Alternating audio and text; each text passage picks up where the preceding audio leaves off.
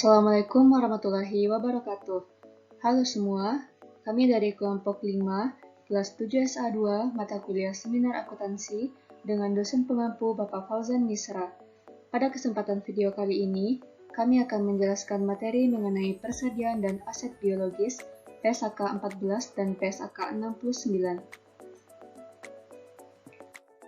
Sebelum saya dan rekan anggota saya menjelaskan materi mengenai persediaan dan aset biologis, saya akan memperkenalkan anggota kelompok saya terlebih dahulu. Yang pertama, ada saya sendiri, Sri Surya Adilasari, BP 18110010.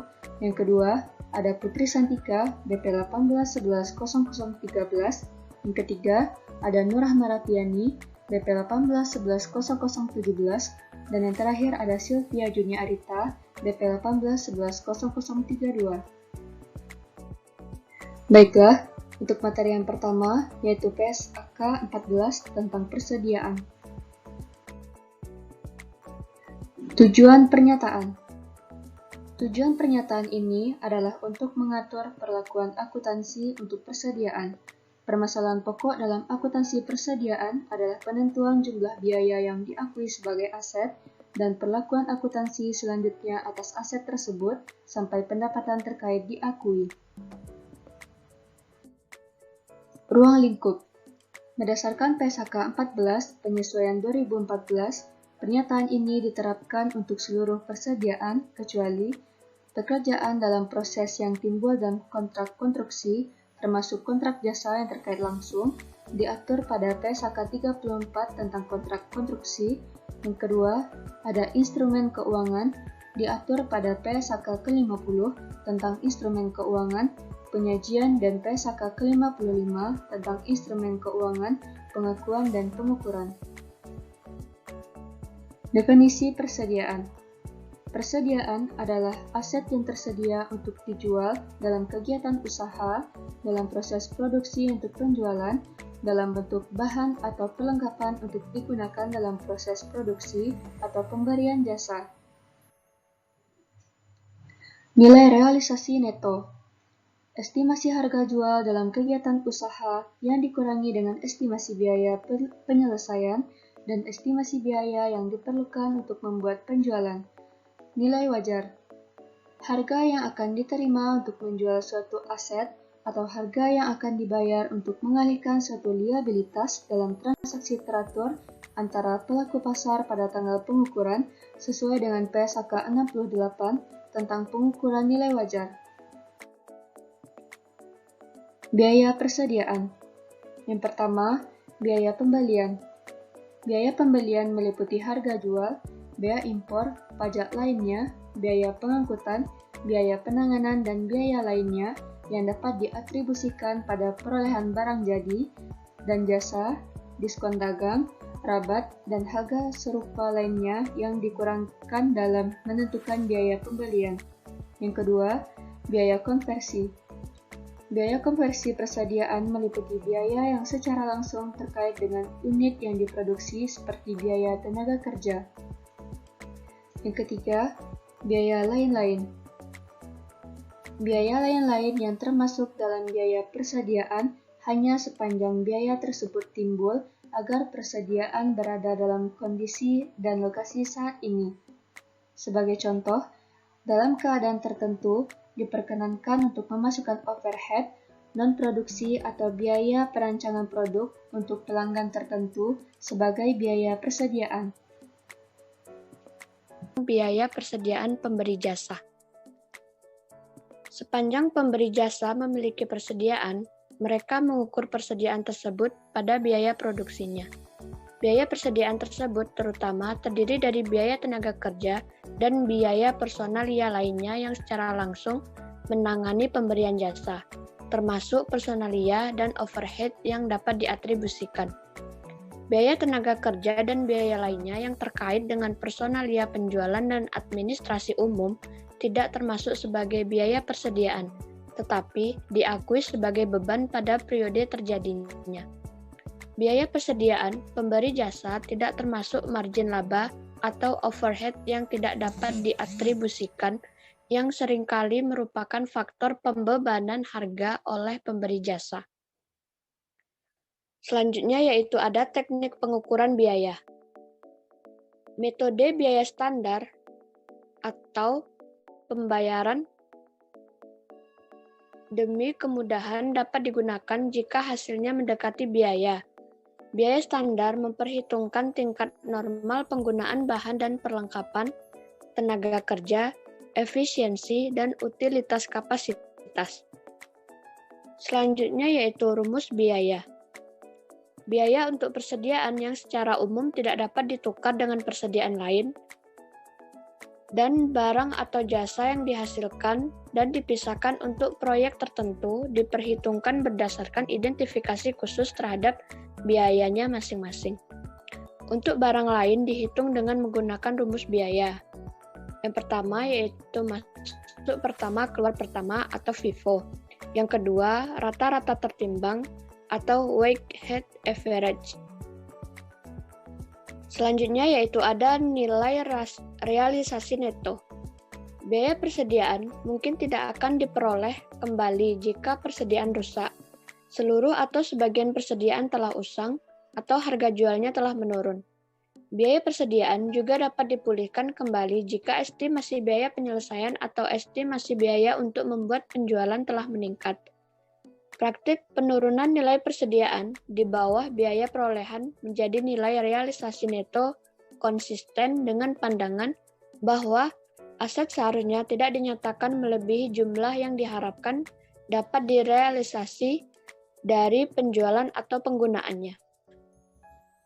Selanjutnya yaitu ada pengakuan sebagai beban. Jika persediaan dijual, maka jumlah tercatat persediaan tersebut diakui sebagai beban pada periode diakuinya pendapatan. Setiap penurunan nilai persediaan di bawah biaya perolehan menjadi nilai realisasi neto dan seluruh kerugian persediaan diakui sebagai beban pada periode terjadinya penurunan atau kerugian tersebut. Setiap pemulihan kembali, penurunan nilai persediaan karena peningkatan kembali nilai realisasi neto diakui sebagai pengurangan terhadap jumlah beban persediaan pada periode terjadinya pemulihan tersebut. Selanjutnya yaitu ada pengungkapan dalam laporan keuangan. Laporan keuangan mengungkapkan antara lain yaitu yang pertama, kebijakan akuntansi yang digunakan dalam pengukuran persediaan termasuk rumus biaya yang digunakan. Yang kedua, total jumlah tercatat persediaan dan jumlah tercatat menurut klasifikasi yang sesuai bagi entitas. Yang ketiga, jumlah tercatat persediaan dan jumlah dicatat dengan nilai wajar dikurangi biaya untuk menjual. Yang keempat, jumlah persediaan yang diakui sebagai beban selama periode berjalan. Yang kelima, jumlah setiap penurunan nilai yang diakui sebagai pengurang jumlah persediaan yang diakui sebagai beban dalam periode berjalan. Yang keenam, jumlah dari setiap pemulihan dari setiap penurunan nilai yang diakui sebagai pengurang jumlah persediaan yang diakui sebagai beban dalam periode berjalan. Yang ketujuh, kondisi atau peristiwa penyebab terjadinya pemulihan nilai persediaan yang diturunkan. Yang kedelapan, jumlah tercatat persediaan yang diperuntukkan sebagai jaminan liabilitas. Baiklah, saya akan melanjutkan membacakan materi tentang aset biologis PSAK 69. Tujuan pengungkapan PSAK 69. Tujuan dari PSAK 69 untuk mengatur perlakuan akuntansi dan pengungkapan yang terkait dengan aktivitas agrikultur. Aktivitas agrikultur mencakup berbagai aktivitas, sebagai contoh peternakan, kehutanan, tanaman semusim atau tahunan, dan budidaya. Ruang lingkup. Pernyataan ini diterapkan untuk pencatatan hal-hal berikut ketika berkaitan dengan aktivitas agrikultur. A. Aset biologis, kecuali tanaman produktif. B. Produk agrikultur pada titik panen. C. Hibah pemerintah. Terdapat karakteristik umum tertentu dalam keanekaragaman ini. A. Kemampuan untuk berubah. Hewan dan tanaman hidup mampu melakukan transformasi biologis. B. Manajemen perubahan. Manajemen mendukung transformasi biologis dengan meningkatkan atau setidaknya menstabilkan kondisi yang diperlukan agar proses tersebut dapat terjadi. Sebagai contoh, tingkat nutrisi, kelembapan, temperatur, kesuburan, dan cahaya. Pengukuran perubahan. Perubahan dalam kualitas. Sebagai contoh, keunggulan genetik, kepadatan, kematangan, kadar lemak, kadar protein, dan kekuatan serat. Pernyataan ini diterapkan untuk produk agrikultur yang merupakan hasil panen dari aset biologis milik entitas pada titik panen. Oleh karena itu, karakteristik yang termaksud yang bukan tanaman produktif. A. Tanaman yang dibudidayakan untuk dipanen sebagai produk agrikultur. Sebagai contoh, pohon yang ditanam untuk digunakan sebagai potongan kayu. B. Tanaman dibudidayakan untuk menghasilkan produk agrikultur. Ketika terdapat kemungkinan yang sangat jarang bahwa entitas juga akan memanen dan menjual tanaman tersebut sebagai produk agrikultur. Selain sebagai penjualan, sisa insidental. Sebagai contoh, pohon yang dibudidayakan baik untuk buahnya maupun potongan kayu. C. Tanaman semusim. Sebagai contoh, jagung dan gandum. Berdasarkan tabel di atas, terdapat aset biologis, produk agrikultur, dan produk yang merupakan hasil pemrosesan setelah panen. Contohnya saja pada aset biologis domba, yang menghasilkan produk agrikultur berupa wool, yang bisa diproses menjadi benang karpet. Aset biologis pohon dalam hutan kayu, yang menghasilkan produk agrikultur berupa pohon tebang, yang bisa diproses menjadi kayu gelondongan dan potongan kayu. Aset biologis sapi perah, yang menghasilkan produk agrikultur berupa susu, yang bisa diproses menjadi keju. Aset biologis babi, yang menghasilkan produk agrikultur berupa daging potong, yang bisa diproses menjadi sosis dan ham atau daging asap. Aset biologis tanaman kapas, yang menghasilkan produk agrikultur berupa kapas panen, yang bisa diproses menjadi benang dan pakaian. Aset biologis tebu, yang menghasilkan produk agrikultur berupa tebu, yang bisa diproses menjadi gula. Aset biologis tanaman tembakau, yang menghasilkan produk agrikultur berupa daun tembakau, yang bisa diproses menjadi tembakau. Aset biologis tanaman teh, yang menghasilkan produk agrikultur berupa daun teh, yang bisa diproses menjadi teh. Aset biologis tanaman anggur, yang menghasilkan produk agrikultur berupa buah anggur, yang bisa diproses menjadi minuman anggur atau wine.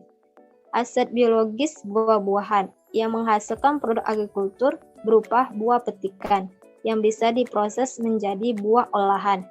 Aset biologis tanaman kelapa sawit, yang menghasilkan produk agrikultur berupa tandan buah sawit, yang bisa diproses menjadi minyak kelapa sawit.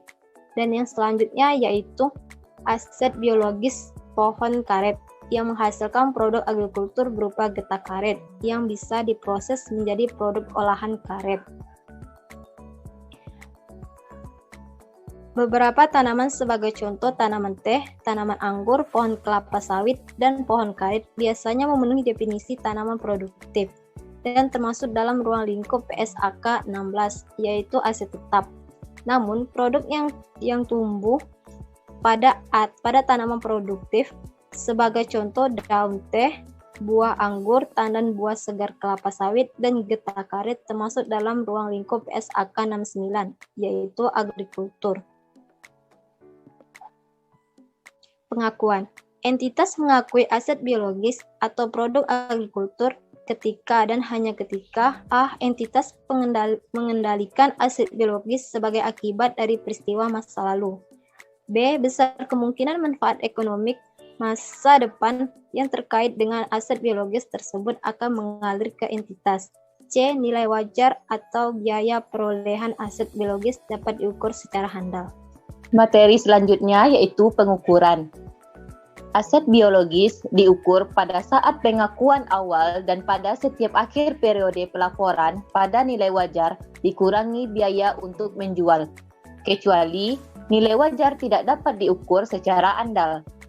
Produk agrikultur yang dipanen dari aset biologis milik entitas diukur pada nilai wajar dikurangi biaya untuk menjual pada titik panen.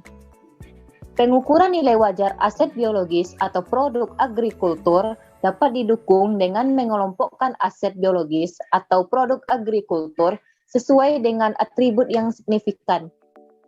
Sebagai contoh, berdasarkan usia atau kualitas, entitas memilih atribut yang sesuai dengan atribut yang digunakan di pasar sebagai dasar penentuan harga. Selanjutnya yaitu keuntungan dan kerugian. Keuntungan atau kerugian yang timbul pada saat pengakuan awal produk agrikultur pada nilai wajar dikurangi biaya untuk menjual dimasukkan dalam laba rugi pada periode di mana keuntungan atau kerugian tersebut terjadi. Keuntungan atau kerugian dapat timbul pada saat pengakuan awal produk agrikultur sebagai akibat dari hasil panen. Pengungkapan. Entitas mengungkapkan keuntungan atau kerugian gabungan yang timbul selama periode berjalan pada saat pengakuan awal aset biologis dan produk agrikultur dan dari perubahan nilai wajar dikurangi biaya untuk menjual aset biologis. Pengungkapan dapat berbentuk deskriptif, naratif, atau kuantitatif. Entitas juga dianjurkan untuk memberikan deskripsi kuantitatif dari setiap kelompok aset biologis, membedakan antara aset biologis yang dapat dikonsumsi dan aset biologis produktif, atau antara aset biologis menghasilkan dan yang belum menghasilkan, sesuai keadaan aset biologis. Selanjutnya yaitu contoh kasus tentang PSAK 69. Misalkan, sebuah perusahaan perkebunan membeli bibit tanaman sebanyak 300 batang dengan harga satuan Rp20.000. Maka, pencatatan berdasarkan IAS 41 dapat dicatat sebagai berikut. Aset biologis belum dewasa pada kas atau utang sebesar Rp6 juta. Jurnal di atas dicatat ketika harga perolehan dari aset biologis sama besar dengan nilai wajarnya. Jurnal berikutnya yaitu aset biologis dewasa atau belum dewasa sebesar Rp5.275.000 pada debit dan kerugian atas penilaian aset biologis Rp725.000 pada debit dan kreditnya kas Rp6 juta. Jurnal di atas dicatat ketika harga perolehan dari aset biologis lebih besar daripada nilai wajarnya.